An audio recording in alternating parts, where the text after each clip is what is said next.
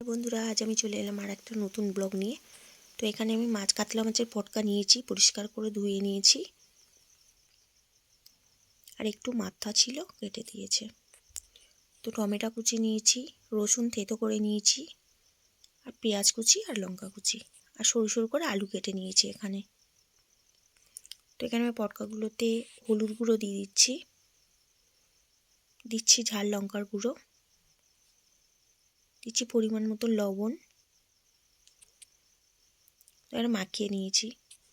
তো আমি কড়াই গরম হয়ে গিয়েছে, তেল দিয়ে দিচ্ছি। কড়াই তেল দিয়ে দিয়েছি, আমি এখানে মাছের পটকাগুলো দিয়ে দেব, দিয়ে ভালো করে এটা লাল করে ভেজে নেব।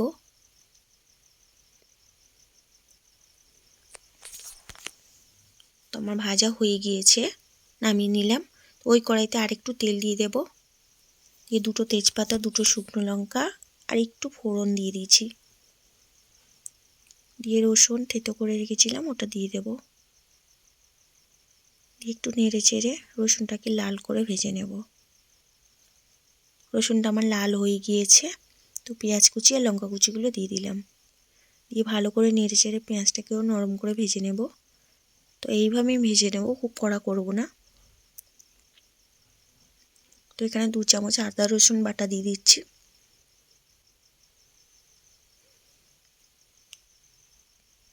আলুগুলো কেটে রেখেছিলাম দিয়ে দিলাম,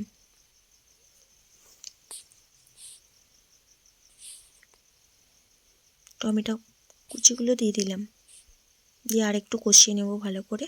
হলুদ গুঁড়ো দিয়ে দিচ্ছি লঙ্কার গুঁড়ো, দিচ্ছি জিরা ধনিয়ার গুঁড়ো করে রেখেছিলাম কাঁচা অবস্থায়, তো সেইটা দিয়ে দিচ্ছি। পরিমাণ মতো লবণ দিয়ে দিচ্ছি,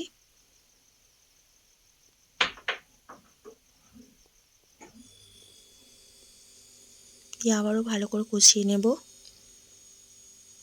বেগুন কেটে রেখেছিলাম একটা, তো বেগুন দিয়ে দিচ্ছি, দিয়ে ভালো করে কষিয়ে সামান্য একটু জল দিয়ে দেব,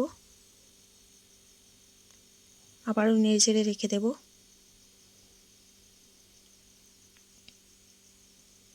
এই যে মাছের পটকাগুলো আমি ভেজে রেখেছিলাম, মাছের পটকাগুলো আমি দিয়ে দিলাম,